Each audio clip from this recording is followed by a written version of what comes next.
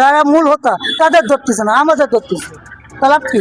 রাজধানীর হাজারীবাগ এলাকায় মাদকের বিরুদ্ধে নিয়মিত অভিযান পরিচালনা করছে পুলিশ। তবে এসব অভিযানের কার্যকারিতা নিয়ে স্থানীয়দের মধ্যে প্রশ্ন দেখা দিয়েছে। অভিযোগ উঠেছে, অভিযানে আটক হচ্ছেন মূলত খুচরা ক্রেতারা, অথচ মাদক ব্যবসার মূল হোতারা থেকে যাচ্ছেন ধরাছোঁয়ার বাইরে। স্থানীয় সূত্রে জানা যায়, মাদক বিক্রির অন্যতম পরিচিত স্থান গণকটুলি সিটি কলোনিতে প্রকাশ্যে চলছে মাদক বিক্রি। কিন্তু তার থেকে প্রায় 200 গজ দূরে বিডিআর 5 নম্বর গেট এলাকায় প্রায় হাজারীবাগ থানা পুলিশের সদস্যদের তল্লাশি অভিযান চালাতে দেখা যায়। কিন্তু এসব অভিযানে মাদক ব্যবসায়ীদের পরিবর্তে অধিকাংশ সময় আটক করা হচ্ছে মাদক সেবী বা ক্রেতাদের। অভিযানের সময় আটক হওয়া এক ব্যক্তির সাথে কথা হলে তিনি বলেছেন, যারা মাদক বিক্রি করছে তাদের কেন ধরা হচ্ছে না? তাদের ধরতে পারলেই তো আমরা মাদক কিনতে পারতাম না।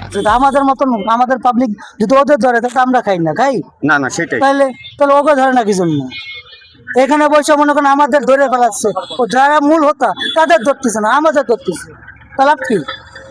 আজকে আপনি আমার ধরবেন, কালকেরা আরেকজনে ধরবেন না, ধরতেছেন না, তাহলে মূল হোতা তো আর ধরতে পারতেছেন না। এদিকে স্থানীয় এক বাসিন্দা নিরাপত্তার স্বার্থে ক্যামেরার সামনে কথা বলতে রাজি না হলেও অডিও সাক্ষাৎকারে পুলিশের অভিযানের প্রশংসা করেছেন। তবে তিনিও একই প্রশ্ন তুলেছেন, বিক্রেতাদের কেন ধরা হচ্ছে না। পাশাপাশি তিনি অভিযোগ করেন, অনেক ক্ষেত্রে পুলিশের অভিযান শুরুর আগেই মাদক কারবারিরা খবর পেয়ে যায়। কিভাবে তারা আগাম তথ্য পায় সেটিও স্থানীয়দের কাছে বড় প্রশ্ন হয়ে দাঁড়িয়েছে। এই অভিযান হচ্ছে, এটা আমরা ভালো দিকে নেই, কারণ অভিযান হওয়ার মূল কারণ হচ্ছে যে অভিযান করলে যে মাদক সেবন করে আছে বা অত দেখা যায় যে অল্প বয়সী কিছু সংখ্যক ছেলেপেলে তারা মাদক গ্রহণ করছে এই বয়সে। কিন্তু আরেকটা কাজ করতে পারে তারা, যেহেতু ওইখানে বিক্রি হচ্ছে মাদকটা, তো ওইখানে ডাইরেক্ট রেড ফালানো উচিত আমার মতে। কিন্তু ওইখানে যদি এখন রেড ফালাতে যায়, দেখা যায় পুলিশ কর্মকর্তারা সফল হতে পারে না, কারণ কলোনি জিনিসটা কিন্তু অনেক অ্যাকচুয়ালি সব মিলিয়ে ঝিলিয়ে অনেক সবাই একসাথে বসবাস করে। এক্ষেত্রে দেখা যায় যে পুলিশ বাহিনী রেডে গেলে, বা পুলিশ বাহিনী কোনো কিছুতে গেলে দেখা যায় যে ওই টাইমে পুলিশ বাহিনীকে কোনো নানাভাবে বিহিত করা হচ্ছে বা কোনো কিছু করা হচ্ছে, বা এর পিছনে কোনো কারণ আছে, না হলে ওনারা জানছে যে ওইখানে বিক্রি হচ্ছে। এ বিষয়ে হাজারীবাগ থানার ভারপ্রাপ্ত কর্মকর্তা বলেন, আপনারা জানেন যে সিটি কলোনি একটা সুইপার কলোনি, এখানে দীর্ঘদিন ধরে মাদকের সেবন এবং মাদক ব্যবসা চলে আসছে। মাদকের ব্যবসা বন্ধ করার জন্য এবং মাদক সেবী যারা আছে তাদেরকে এবং মাদক ব্যবসায়ী যারা আছে তাদেরকে আইনি আওতায় আনার জন্য আমাদের নিয়মিত সিটি কলোনিতে অভিযান চলমান রয়েছে। এই অভিযানের পাশাপাশি আমরা কিন্তু চেকপোস্টও বিদ্যমান রয়েছে। এই চেকপোস্ট এবং অভিযান আমরা ব্যাপক বিপুল পরিমাণে মাদক দ্রব্য আমরা উদ্ধার করেছি এবং মাদক ব্যবসায়ীকে ধরে আমরা আইনের আওতায় নিয়ে আসছি এবং তাদের মধ্যে নিয়মিত মামলা রুজু হয়েছে। এর পাশাপাশি তারা মাদক সেবন করে, যাদের অল্প পরিমাণ মাদক পেয়েছে তাদেরকেও কিন্তু আমরা আইনের আওতায় এনে গ্রেপ্তার করে আমরা মোবাইল কোর্টে, ভ্রাম্যমাণ যে মোবাইল কোর্ট, সেই মোবাইল কোর্টে বিচারের সম্মুখীন করেছি। তো মাদক নিয়ন্ত্রণ করার জন্য আমাদের অভিযান এবং চেকপোস্ট অব্যাহত রয়েছে। বিষয়টা কিন্তু আপনারা জানেন যে এখানে আমাদের মাদক উদ্ধার হচ্ছে, আমরা নিয়মিত আসামিও পাচ্ছি।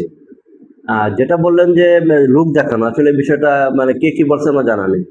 বিষয়টা হচ্ছে যে একটা শ্রেণী যারা আইন বহির্ভূত কাজ করে, অপরাধ করে, ওই শ্রেণীর লোকজনের কাছে আমাদের এটা লোক দেখানো হতে পারে, কারণ তারা সাপারাট হচ্ছে, তারা আমাদের আইনের আওতায় চলে আসছে। তো মাদক যে স্পটগুলো রয়েছে যে সিটি কলোনিতে, আমরা নিয়মিত সেখানে আমাদের অভিযান চলছে এবং নিয়মিত মামলাও আমরা দিচ্ছি।